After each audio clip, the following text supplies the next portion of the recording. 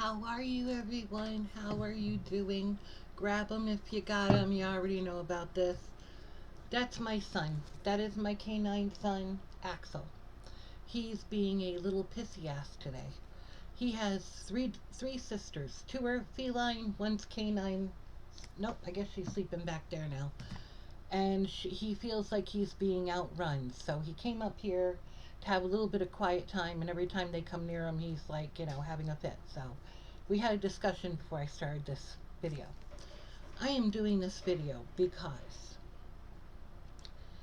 I don't know what possessed me to do this, people. I mean, there is good that came out of it. There is someone that I love and adore dearly. That years ago, I want to say 4 or 5 years ago, I said something that was taken wrong, and he blocked me. And he's somebody that I adore. And through Witch Talk, I was able to talk to him. And we've become friends again, and I am so blessed for that because I adore this man. And no, I'm not going to put his name out there because I didn't get permission, but. And he's taking a lot of shit on TikTok too, which I was watching TikTok and I almost was going to start doing some videos over there. And after seeing some of the stuff that I saw, not so much. No, I'm good just watching the amazing creators that are already over there doing what they do. I'm good with that. But with anything, it's a balance of life. There's good and bad. By the way, let me do a digression for a minute here. Windows are open, the fan is on low. I love having real air coming through this house.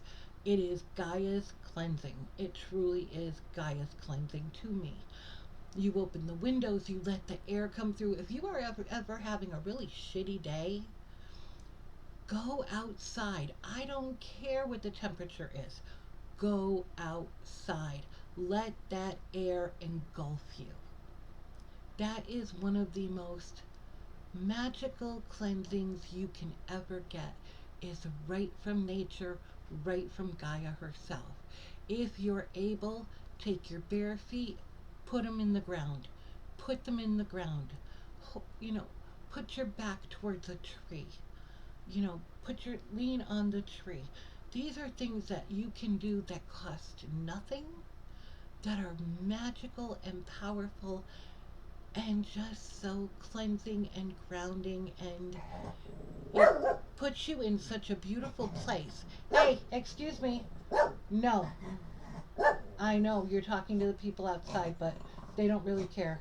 I don't know how to tell you this. Not they all don't know how cute you are. They just know you're loud. Yeah, that's all I can tell you. But really, you don't need all kinds of tools to be who you are. Go outside. Get your butt in nature. Get that air on you. Put your feet into the ground. Oh, it's just beautiful. It's beautiful. Anyways, done with the digression. Here we go.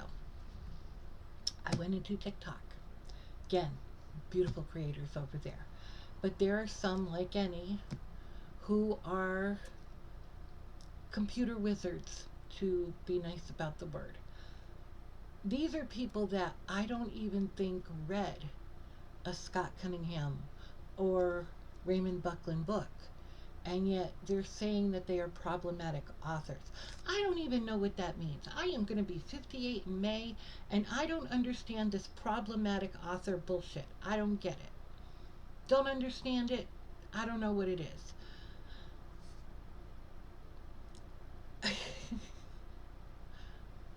Raymond Buckland. Now, if you don't know the story of Raymond Buckland, he worked with Gerald Gardner.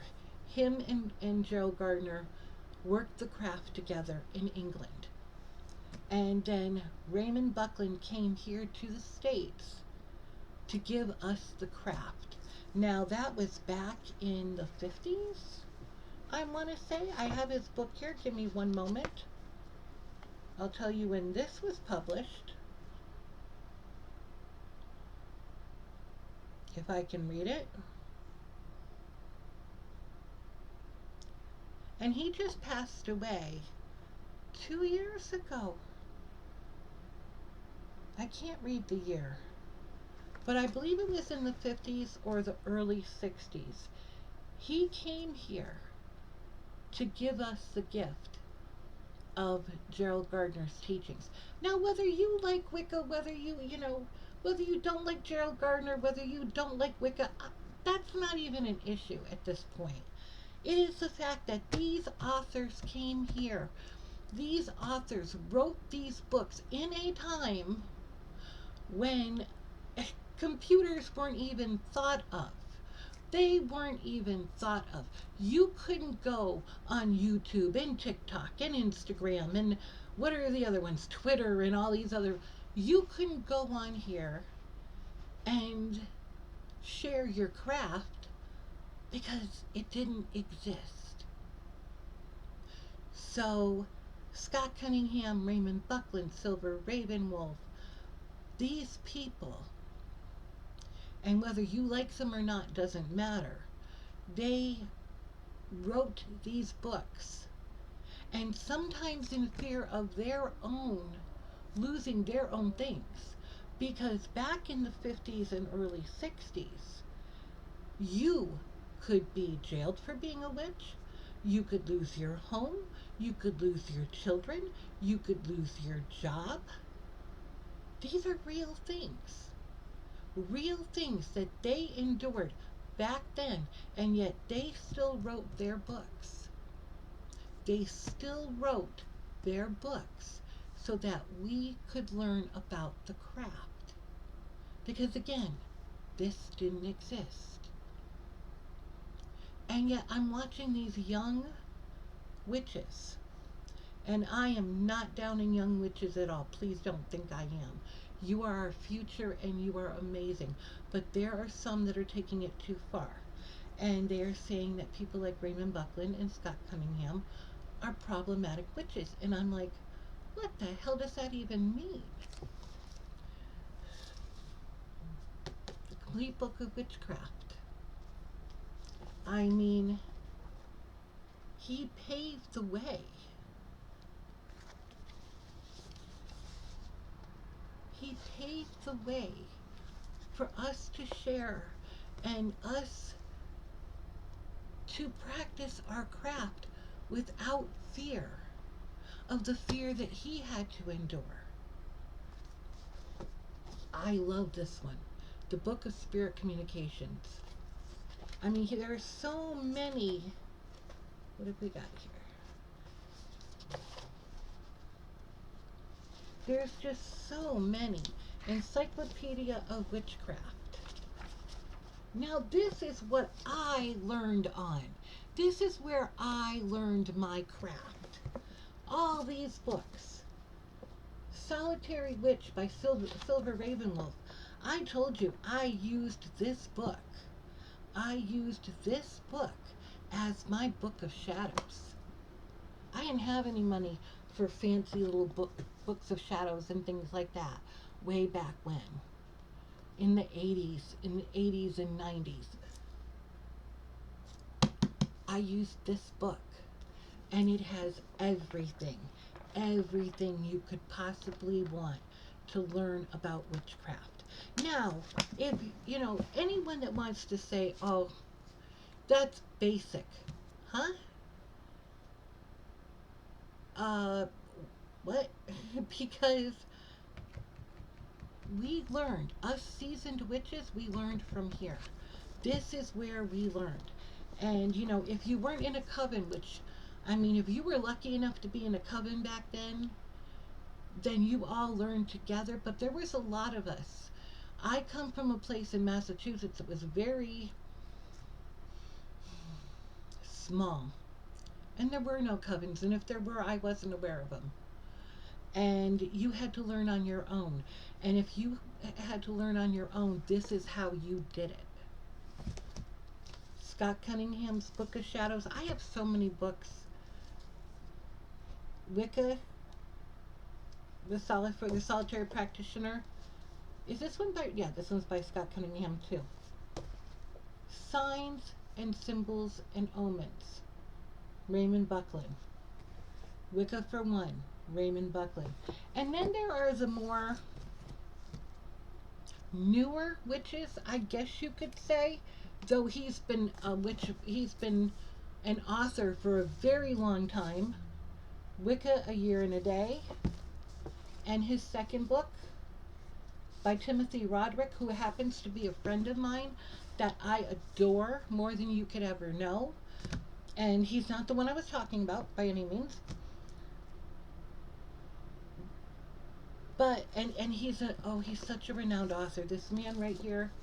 If you're gonna be doing A Year and a Day, I highly, highly recommend start with this book and then go to this one. He's just and he doesn't he does all kinds of books. I have some here. I've just got so many books, but we had to learn back then from reading, from reading, from authors that were willing to put themselves out there. And let's talk about Scott Cunningham for one moment, okay? Scott Cunningham was not only a very renowned, respected witch, he was also gay. Back in that time, the things that they didn't even call it LGBTQ community. It was you were gay and you needed to hide it. Because just like being a witch, you could have lost your home, your job, the things that these people fought through. I mean, the oh, I just have so much respect for these authors, for these witches in general. I have full respect for them. They taught me to be who I am. They taught me to be the witch I am now. I practice their teachings today. Today. Yes, this is my current book. This is absolutely my current book, and I am reading it and I am working through it. But these are the pioneers that started my craft on who I am.